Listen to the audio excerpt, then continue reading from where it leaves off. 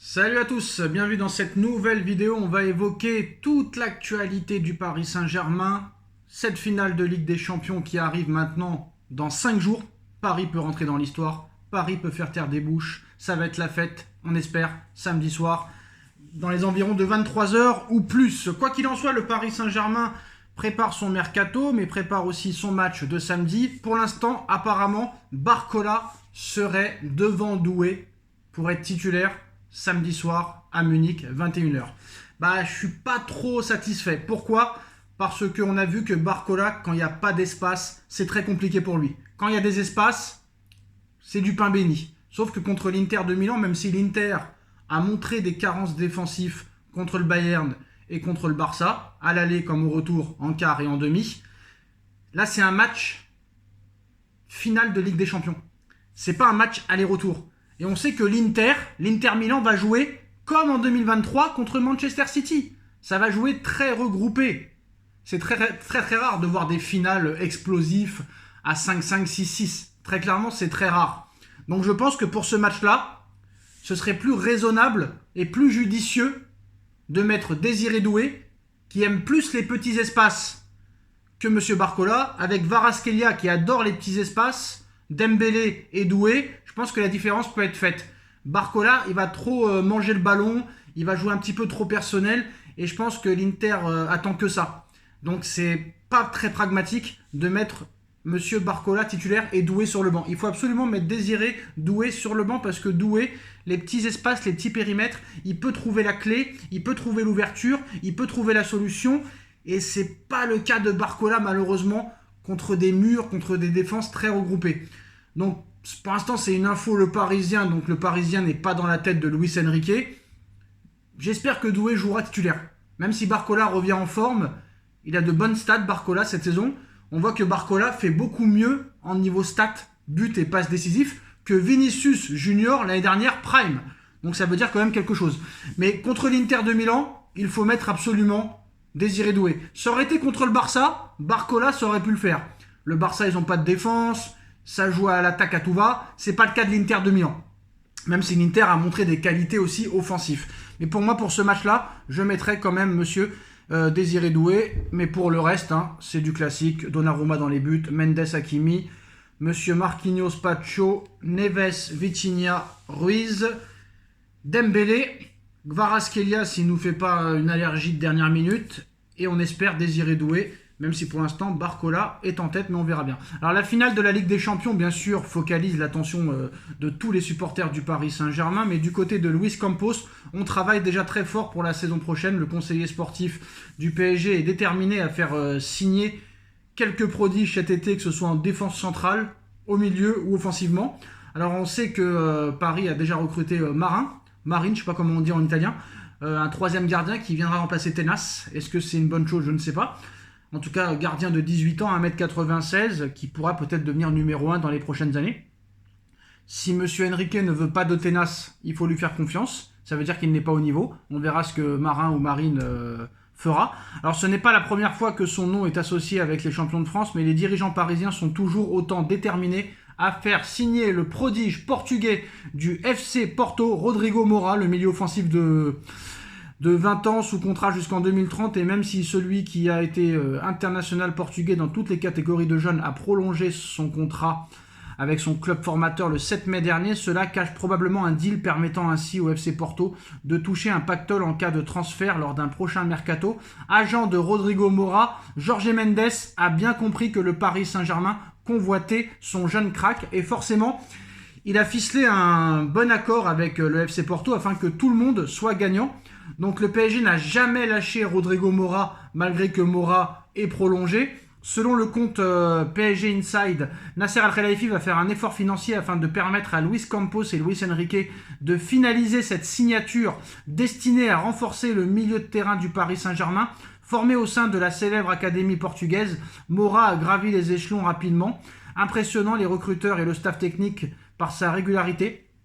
Très clairement, malgré son jeune âge, il fait déjà quand même des dingueries. On le compare déjà à Lamine Yamal, mais ça c'est une bêtise absolue.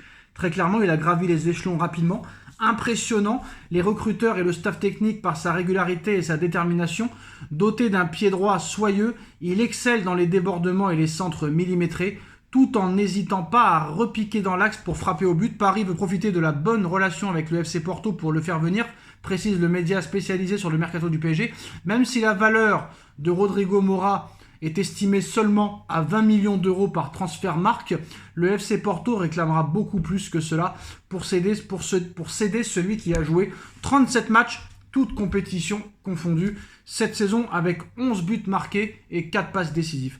Au sein d'une équipe qui a pris l'accent portugais ces dernières saisons, Rodrigo Mora pourrait facilement trouver ses marques, d'autant que Luis Enrique a démontré qu'il faisait confiance aux jeunes depuis son arrivée. Il fait confiance aux jeunes joueurs de son style. Le Paris Saint-Germain tient peut-être le premier gros renfort, premier gros transfert du mercato estival 2025. Par contre, l'article qui dit que Mora a 20 ans, je crois que Mora a 17 ou 18 ans. On va vérifier ça tout de suite parce que voilà, les médias maintenant préfèrent dire t'as 20 ans, comme ça c'est un chiffre ponctuel.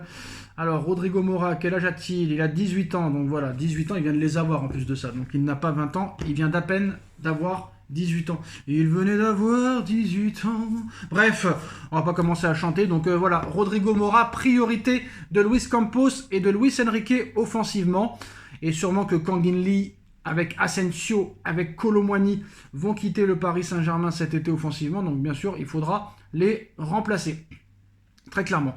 Alors, en ce qui concerne les autres infos, on va voir un petit peu tout ça ensemble. Il y a beaucoup de choses à dire, que ce soit au Paris Saint-Germain ou aussi dans les autres clubs. Alors, on a vu que le Paris FC veut tenter le gros coup pour un ancien du Paris Saint-Germain, Idrissa Gueye. Le milieu de terrain de 35 ans sera libre à partir du 1er juillet.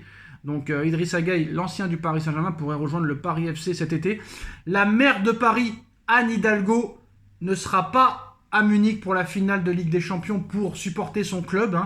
La maire de Paris n'assistera pas sur place à la finale de la Ligue des Champions du Paris Saint-Germain, tout simplement qu'elle n'a pas été invitée par Nasser Al-Khelaifi. Elle est en conflit avec le Paris Saint-Germain parce qu'elle ne veut pas vendre le Parc des Princes au Paris Saint-Germain. En tout cas, la fan zone du Parc des Princes pour la finale de la Ligue des Champions passe de 38 000 à 48 000 places. Priorité aux abonnés et aux membres du programme My Paris pour la mise en vente des places. En tout cas, ça risque d'être complètement fou. Samedi soir à minuit à peu près, ou 11h. Alors, Carlos Alcaraz soutiendra le Paris Saint-Germain samedi soir. En tant que fan de football, je vais évidemment regarder la finale. Comme je l'ai dit plusieurs fois, je supporterai le Paris Saint-Germain. Ansu Fati veut rejoindre l'AS Monaco malgré l'intérêt de Chelsea. Ansu Fati a indiqué à son agent qu'il voulait rejoindre le club de la Principauté. Donc Ansu Fati va rejoindre la Ligue 1 cet été, normalement. Zinedine Zidane valide Lamine Yamal. La première mi-temps de Lamine Yamal contre l'Inter de Milan, je n'ai jamais vu ça de ma vie. Voir quelqu'un qui fait ce qu'il fait si bien sur le terrain est tout simplement incroyable. Nous aimons tous le regarder. J'ai vu des R9, j'ai vu des Ronaldinho, j'ai vu des Messi, j'ai vu des Cristiano Ronaldo. Mais ce qu'a fait Lamine Yamal en première mi-temps contre l'Inter, je n'avais jamais vu ça. Zidane confirme qu'il souhaite reprendre l'équipe de France. Bien sûr que c'est une envie, c'est une grosse envie, mais là, il y a un sélectionneur qui est en place, il y a une équipe, il faut respecter tout ça. Mais bien sûr, si l'opportunité arrive, pourquoi pas. Très clairement, c'est son objectif. Alors on a vu que Dimeco a clashé Basile Boli parce que Basile Boli a très clairement dit qu'il soutiendrait le Paris Saint-Germain. Ça n'a pas plu à Eric Dimeco. Il est grand, il dit ce qu'il veut. Il n'a pas de compte à me rendre, mais quand je dis ça, j'ai mal au cul. Eric Dimeco a choisi l'Inter de Milan, pas comme Basile Boli qui a dit qu'il va soutenir le Paris Saint-Germain lors de cette finale face à l'Inter de Milan. Le Bayern de Munich pense à Cody Gakpo. Le néerlandais s'ajoute à la shortlist des Bavarois au poste d'ailier gauche derrière Kouarou, Mitoma et Raphaël Leao. Il ne sera pas retenu par Liverpool cet été en cas de belle offre. L'AS Monaco pense à David De Gea dans les cages, libre en fin de saison. Il est l'une des priorités du club de la Principauté. La Fiorentina discute avec son gardien pour le prolonger jusqu'en juin 2028. Donc encore une star, ancienne star, pourrait peut-être se relancer en Ligue 1 cet été. Marcus Rashford de retour à Manchester United, mais il sera disponible pour 47 millions d'euros. C'est le prix fixé dans son prêt à Villa qui s'applique à tous les clubs. Rashford prendra une décision avant l'ouverture du mercato, donc Rashford disponible à 47 millions d'euros. On a vu que Marcus Thuram est impatient de jouer cette finale de Ligue des Champions. Marcus Thuram, le Parisien de naissance, un match encore plus spécial pour lui. Marcus Thuram s'exprime sur la finale de la Ligue des Champions opposant le Paris Saint-Germain à l'Inter de Milan. On affronte l'équipe de ma ville où j'ai grandi contre des joueurs que je connais depuis longtemps, donc ce sera quand même assez incroyable.